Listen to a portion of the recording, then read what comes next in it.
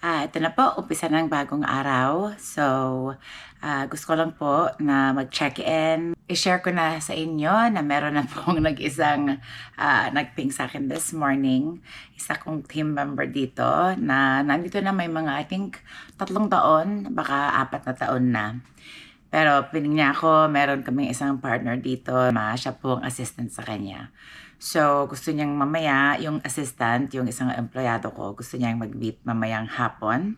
Parang mag-strategize kami, para sabihin niya sa akin kung yung latest na nangyayari dito.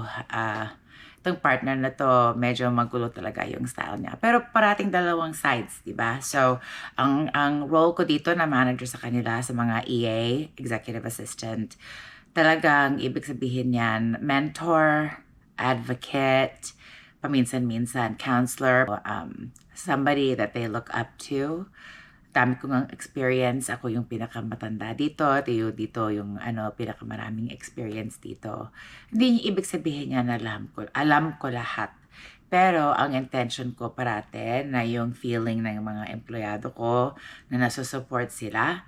Kung meron silang ginagawa na hindi talaga yung best practice o kaya yung best way to handle it, sinasabi ko rin yun. Hindi naman yung parati kami nag-agree. Pero ang gusto ko po, ang style ko, parating solution-oriented.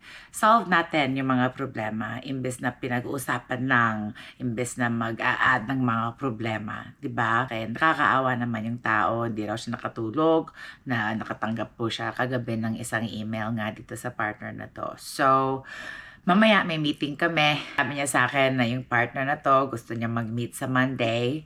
So, sinabi ko nga sa empleyado ko, yung tao sa team ko, sinabi ko sa kanya, mag-join ako.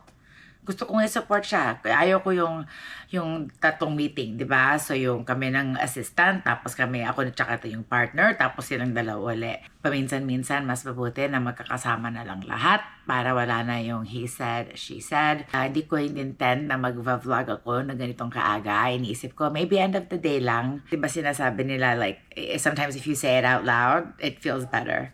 Sometimes if you just share it with somebody, it already feels better. Invested ako dito sa trabaho ko dahil hindi nga lang trabaho. So, anyway, aside from that, nakita ko yung pamangkin kong lalaki, yung teenager.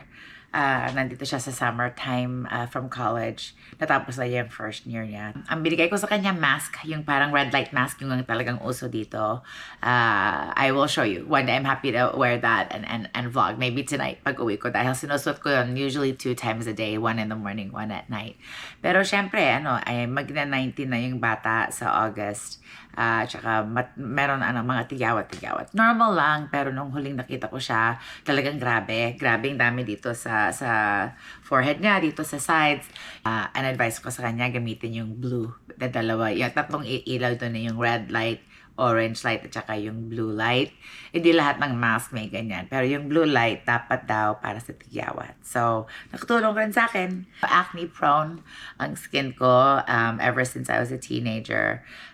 But so far, this mask has really helped. So, okay. So, eto na po tayo. Kakain na. Ito po yung bagong hinire ko. Yan po. Yan po ang bago. Ito po yung Security 5. Tara, kain na tayo. Ang ulam yata natin ngayon. Hibachi? Hibachi? Hibachi. Ang ganda po ng building namin. Tignan niyo po. Ang ganda, no? Daming halaman. Parang Pilipinas vibes. Ang ganda. Ito po si Maxine. Hi! So cute! Pagkain namin ngayon, ito dito, usually nasa loob.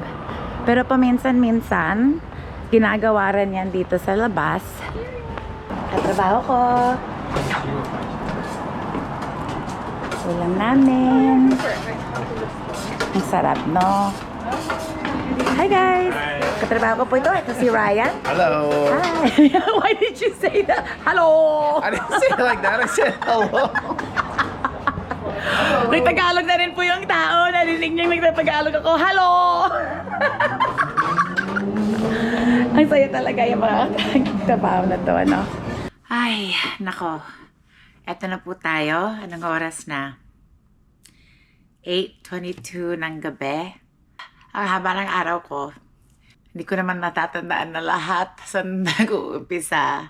Ang huling nakita nyo, yung lunch namin. Masarap rin. Hibachi yon, masarap. Pero pagkatapos nun, kung ano-anong parang nangyari. Isang meeting po namin ngayon. Kasama namin yung kumpanya namin. Ginagamit namin yung mga ChatGPT, Codex, Claude. Nag-i-interface kami ngayon sa AI. Talagang hot yun dito. Feeling ko talaga like, wow, meron ako dito talagang matutuhan. Meron akong pwedeng gamitin sa trabaho ko na para yung mga araw ko hindi na masyadong mahaba, yung medyo mas efficient sila. Ay, saka yun ang talagang maganda, di ba? Yung pwede natin gawin ng mas efficient yung trabaho natin, but just make sure the current work is just working better. Paglabas ko sa meeting na yon, talagang nag-excited ako, ang saya ko, ang galing-galing. 2.5 hours. O yung isa actually 90 minutes, tapos yung isa 1 hour. But you know, yun nga ang part ng job ko na talagang importante sa akin. I laughed a lot. Didn't cry one time, which is great because sometimes umiiyak din po ako dito sa trabaho. Pero usually kapag umiiyak, hindi dahil sa mga problema na nandito sa akin. Umiiyak ako dahil paminsan-minsan kung yung kausap ko umiiyak, nahirapan po ako na meron akong kausap na umiiyak na hindi ako napapaiyak rin. Talagang ganyan po. Wonderful meetings. Lahat sila mahusay na meeting, productive. Yung isa, meron nagturo sa akin, merong tumulong sa akin, talagang nag-learn ako, tsaka excited ako. Gagamitin ko na yung mga ibang tools na natutuan ko. Pero yung dalawa naman, yun ang talagang, I'm honored. Nag-turn sila sa akin. They don't have to. Pwede naman silang kumuha ng advice, maski na sa iba. O kaya not even at all. Blessed din po ako na yun pala tingin nila sa akin. You know, like, pwede silang maupo dyan. Sabihin nila kung anong nasa isip nila, anong problema nila. Tapos, gusto nila na I can help them either solve it or at least help them feel better. And I think para dun sa dalawa na yon, we did both. It was both very successful in the sense that they left here feeling better than when they started. Parehong may solution.